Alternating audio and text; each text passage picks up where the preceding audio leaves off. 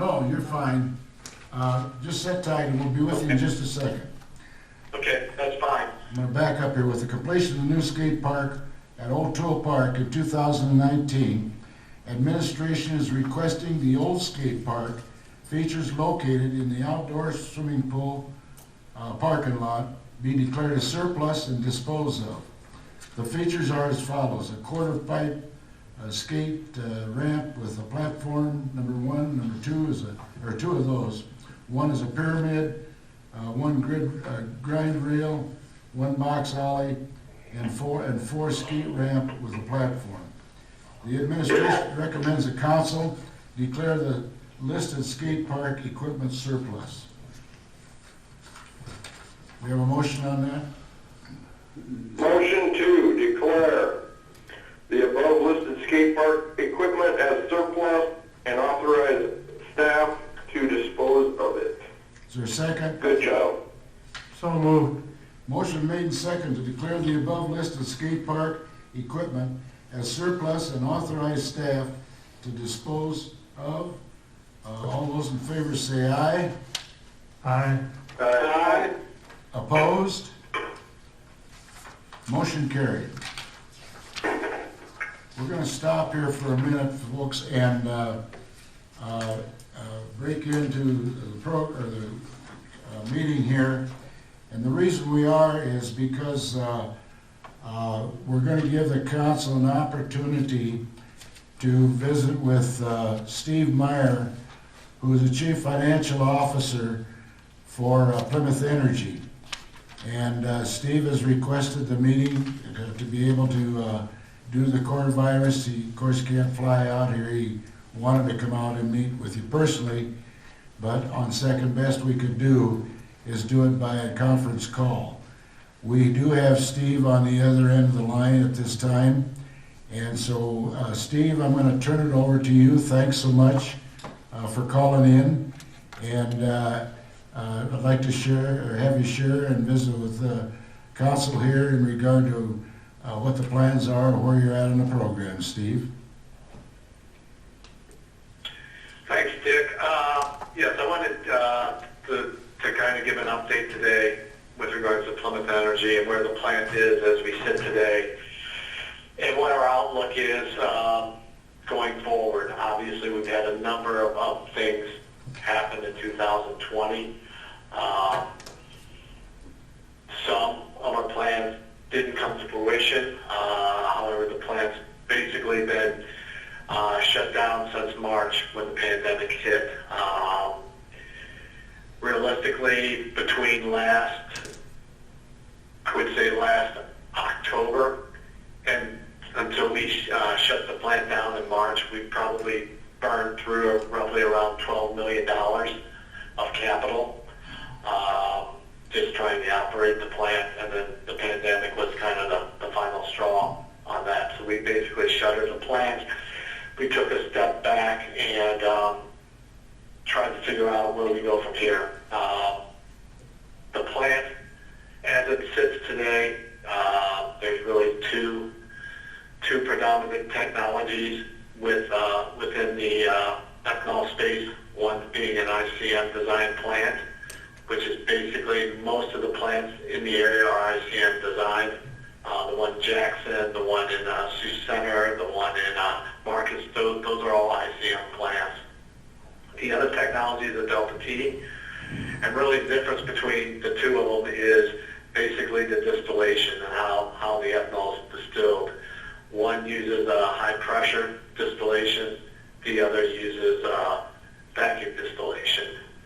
And to kind of put it in layman's terms, the high pressure distillation system is a lot less efficient and uses quite a bit more energy than the vacuum distillation.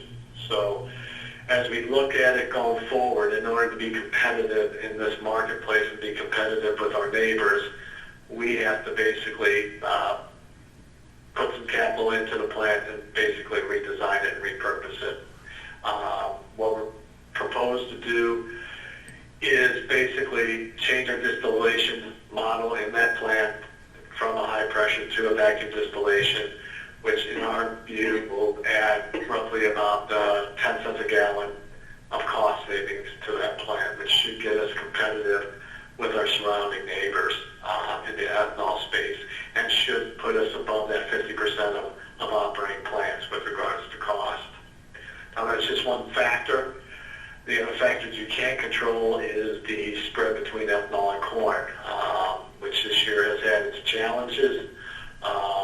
And as we sit presently through another series of lockdowns and driving demand cuts, the margins aren't there. Even if we did have the plant updated, we wouldn't be running as we sit today.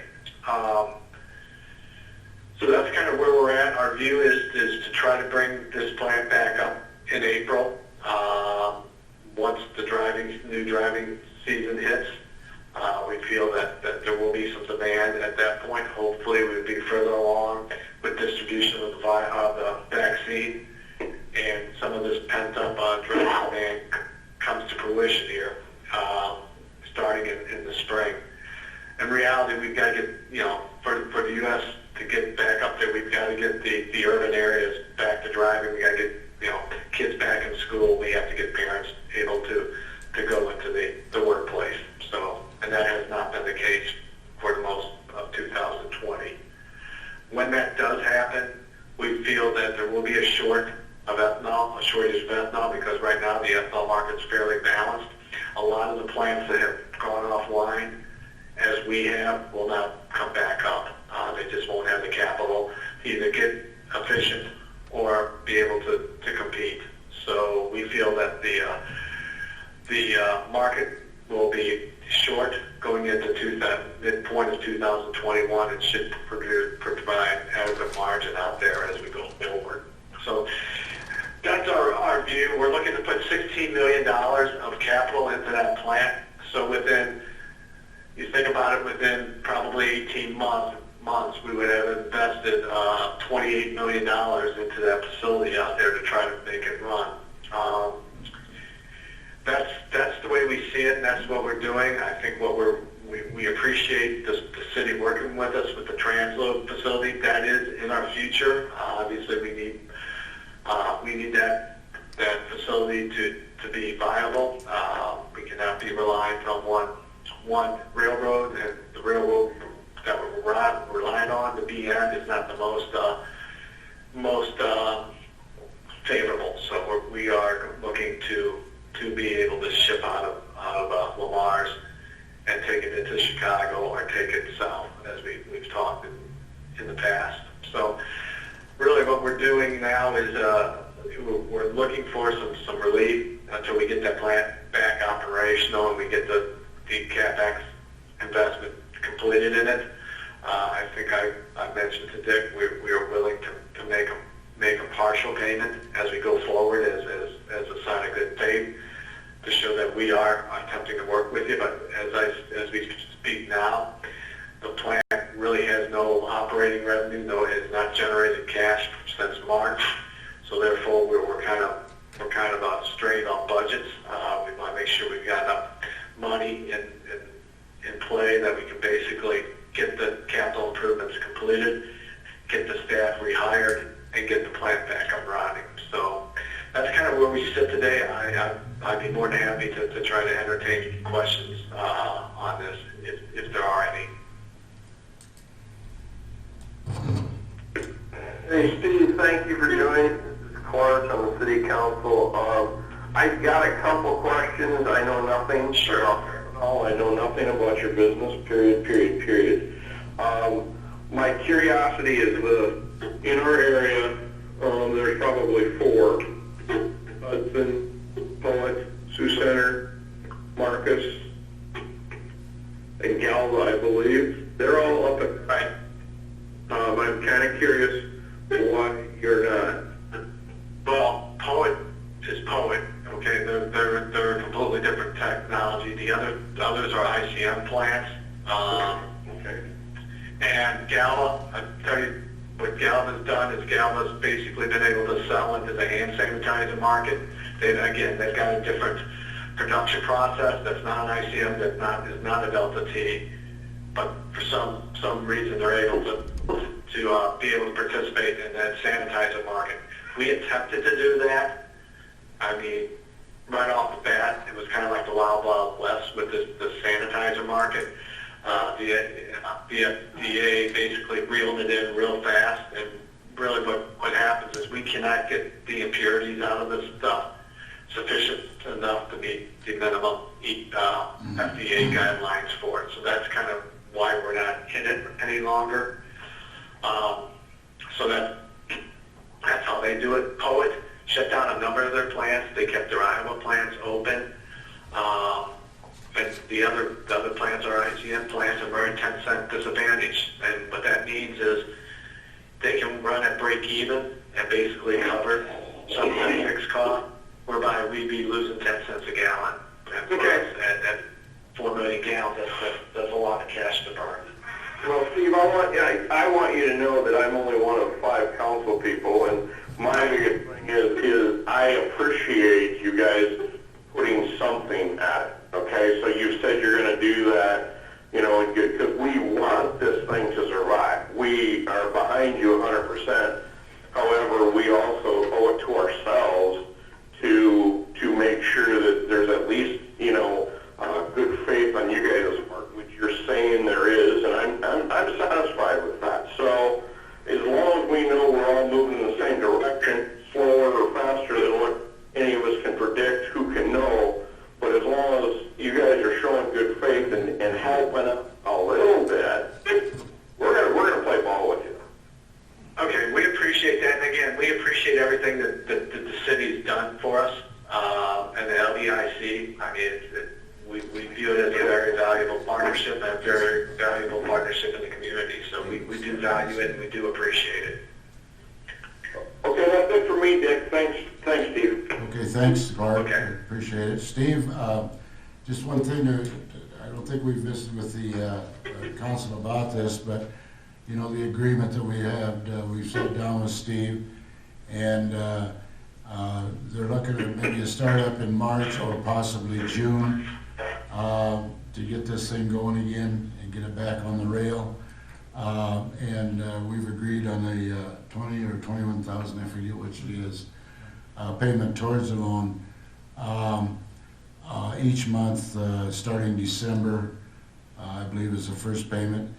Steve, correct me if I'm wrong on those that we talked about, but at least they're certainly trying to make some payments towards this, so.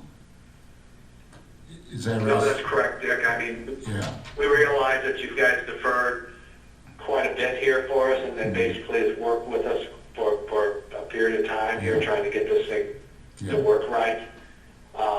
And So I just wanted, least we can do is just try to start contributing to it. yeah, good enough. I just wanted to be sure that the council members were aware of that, Yeah. of the good faith that you're putting forth in this thing, so.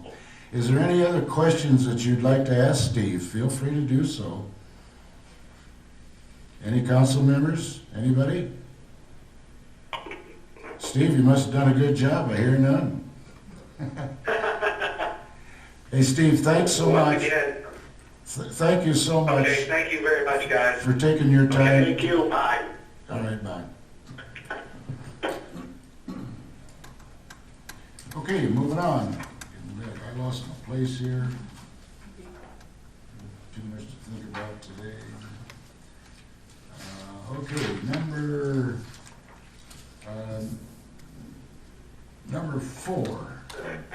5, I'm sorry. The dog park, oh yeah, we have to take care of the dogs. 2020 Dog Park Improvement Project Award. Council set this as the date to consider the bids received for the 2020 Dog Park Improvement Project, and the bids were received and opened November 24th, 2020 at 3 p.m. The bids results are attached, and I assume that you've had the opportunity to look at those bids, but the administration recommends the council to award the lowest bidder. The financial aspect of this is the project estimated is $86,000, and the project is a CBP the Mars Area Betterment Foundation project. And I believe do we need to go through the estimates, Jason, or? I don't think we need to go through each one. Okay.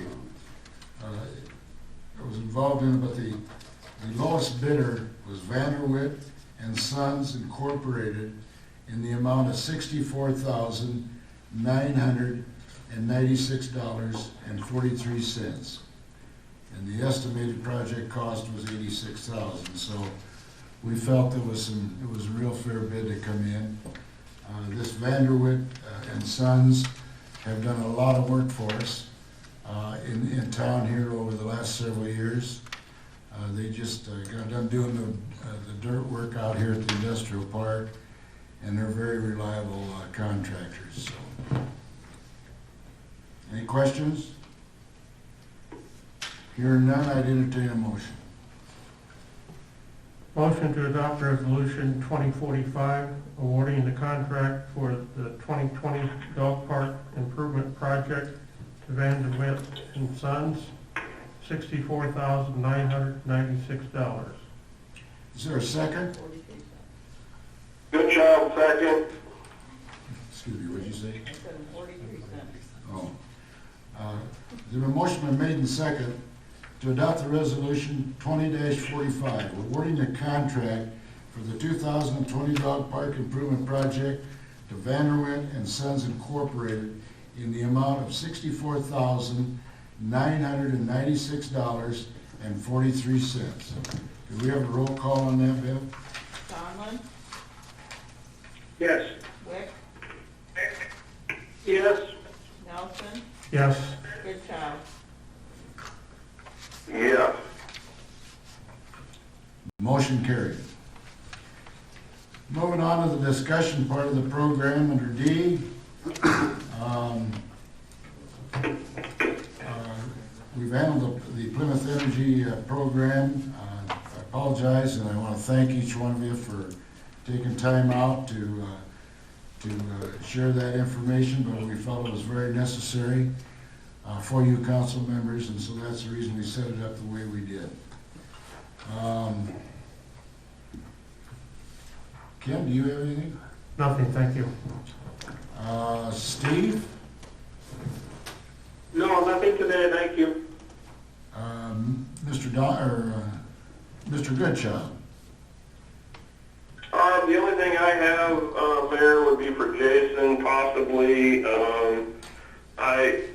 We have turning lanes out there by Hy-Vee and Mauer Johnson, and Schuster's Car Wash, and Bank, but there's no arrows in those turning lanes. Is that on purpose, or have they just worn out? And maybe that's stuff that doesn't even need an answer. Jason, you check in with Mr. Knipe on that and see. But I just noticed there's no directional arrows in a lot of that turning lane, and I don't know if people are confused by that. That's all. That's all I got. Clark, they call that a suicide lane, you can go either way. Well, that's probably a fairly accurate description of it, because I've seen plenty of people, let's never put a roundabout in this town, because that really is confusing. All right. Steve Wick, do you have anything on discussion? No, not today, thank you. Did I miss anybody at all? Mike? Mike. Mike? I'll pass as well, Mr. Mayor. Oh, I'm sorry. Okay. Moving on then to the city administrator. Jason? Just a couple things quick before we get to that CIP list. Community Wellness Center, quick update on that this morning, was spent doing a walkthrough of the addition, and what will come out of that is a punch list that will be created, and then the rest of this week is kind of designated, and hope that those contractors will get that punch list items done, so that next week we can get clearance for occupancy of that. And then at that point, YMCA staff would start moving their belongings and equipment into those new spaces. That was today. Then just an update, last Wednesday? The last Wednesday, those Willow Creek Bar and Grill operator proposals were due, or was it before that? No, it is before that, it was the Friday before. They were due yesterday. We spent a couple hours as a committee, those that could attend, sitting down with the two applicants, the two individuals that applied for that. So more on that to come. I'd like to get a final decision made on that fairly quickly. I still need to, Steve, I still need to call you and talk to you individually because you were unable to attend, so I want to kind of fill you in on what happened yesterday, or the information we got yesterday. So I'll probably leave, maybe I'll leave you to call me when you have an opportunity for that. Can you hear that, Steve?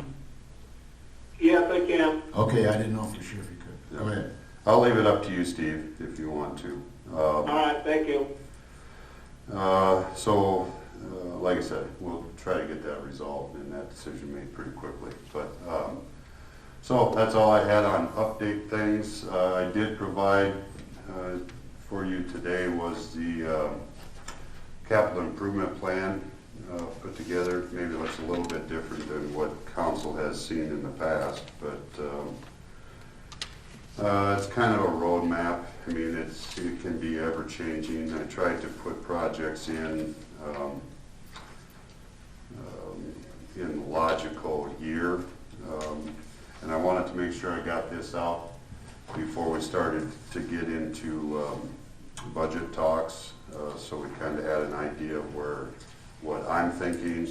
We can get into those meetings and